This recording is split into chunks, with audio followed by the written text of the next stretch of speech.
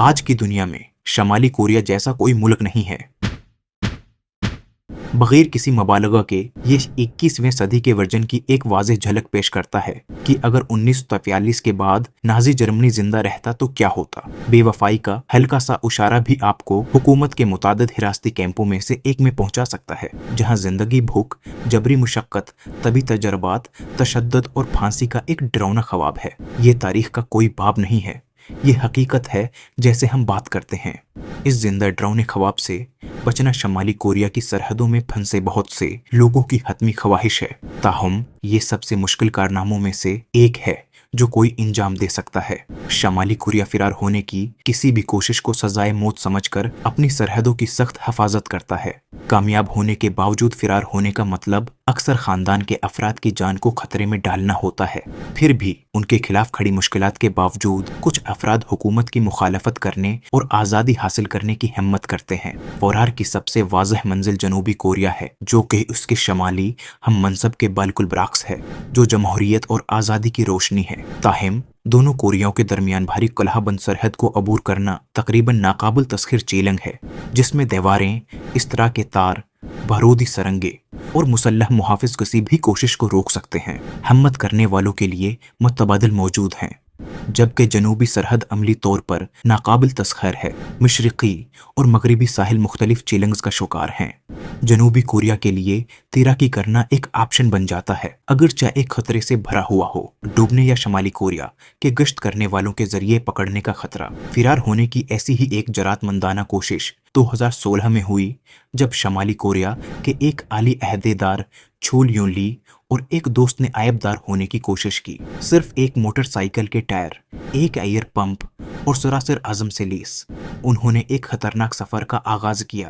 اندھیرے میں 4 گھنٹے سے زیادہ تیراکی کرتے ہوئے شمالی کوریا کے گشتی دستوں کی طرف سے پتہ لگانے سے بچ گئے۔ ان کا سفر رکاوٹوں سے بھرا ہوا تھا، بشمول ایک خراب ایئر پمپ اور دریافت کا مسلسل خطرہ۔ تاہم ان کی لچک اور ذہانت غالب رہی جب انہوں نے فجر کی آڑ میں سمندر کی طرف پیڈلنگ کرتے ہوئے ضائع شدہ مواد سے ایک عارضی بیڑا بنایا۔ ان کی کہانی ناقابل تسخیر انسانی جذبے اور آزادی کے حصول کے لیے افراد کی طوالت کے ثبوت کے طور پر کام کرتی ہے۔ خطرات اور چیلنجوں کے باوجود آزادی کی خواہش تمام رکاوٹوں کو عبور کرتی ہے، جبر کے اندھیروں کے درمیان امید پیدا کرتی ہے۔ چند حقیقت پسندانہ منزلوں میں سے منگولیا اور تھائی لینڈ فرار کے لیے دوستانے اختیارات کے طور پر ابھرتے ہیں، تاہم سفر ختم ہونے سے بہت دور ہے۔ ہر قدم خطرے اور غیر یقینی صورتحال سے بھرا ہوا ہے۔ شمالی کوریا کے منحرف افراد کے لیے آزادی کا راستہ طویل اور دشوار ہے، جس میں ان کے راستے میں رکاوٹوں کی پیچیدہ بھول بھلیا کو نیویگیٹ کرنے کے لیے ہمت، وسائل اور بعض اوقات سراسر قسمت کی ضرورت ہوتی ہے۔ منگولیا ایک قریبی پناہ گاہ کے طور پر کھڑا ہے۔ اس کی حکومت شمالی کوریا کے منحرف ہونے والوں کی حالت زار پر ہمدردی رکھتی ہے۔ منگولیا پہنچنے پر حکام کے سامنے ہتھیار ڈالنے سے جنوبی کوریا کو ملک بدری کو یقینی بنایا جاتا ہے، جو آزادی کا موقع فراہم کرتا ہے۔ تاہم منگولیا کا سفر غدار ہے، جس کے لیے خطرناک جنگلی حیات، مخالف درجہ حرارت اور نایاب وسائل سے بھرے خطرناک گوبی صحرا دنیا کے سب سے بڑے صحراؤں میں سے گزرنے کی ضرورت ہوتی ہے۔ 2007 میں پارک جی آن اور اس کی والدہ نے شمالی سرحد کو چین تک پہنچایا، جو دریائے تومن کو منجمد کر کے اس پار کر رہی تھی۔ پھر بھی چین کی ملک بدری کی پالیسی نے انہیں غیر محفوظ بنا دیا، جو انسانی سمگلروں کا شکار ہو گئے۔ برسوں خفیہ زندگی گزارنے کے بعد آخرکار وہ چنگڈاؤ پہنچ گئے۔ ایک ایسائی مشنری کی پناہ گاہ میں پناہ گاہ تلاش کی۔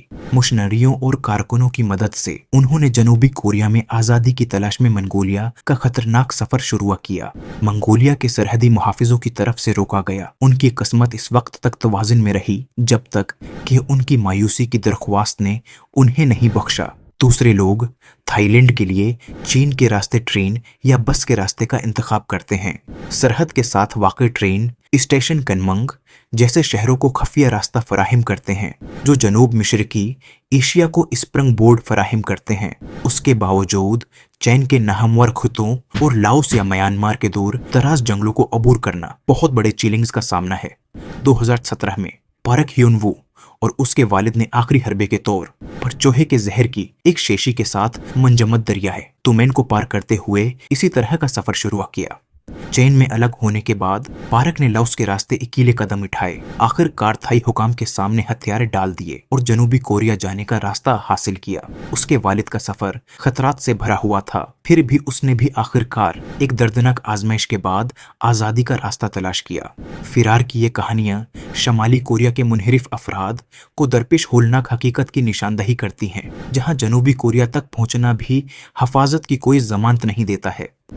जिन ग्योंगसक की अलमनाक कसमत एक संगीन याद दहानी के तौर पर काम करती है, जिसे चीनी शमाली कोरिया की सरहद से अगवा किया गया था, उसका जनूबी कोरिया की शहरियत के बावजूद भयानक अंजाम हुआ। शमाली कोरिया के हालत जार की पेचीदगियां दुनिया को मशहूर करती हैं। ये एक वाज़ेह याद दहानी है कि दुनिया के उस अलग थलग कोने में सरद जंग जारी है, जोहरी कशीदगी, आमराना हकमरानी और तवाजुन में बेशुमार जिंदगियों के साथ कोरियाई तनाज़ा जदीद दौर की सबसे ज्यादा दिलकश और मुतनाज़ा दास्तानों में से एक है।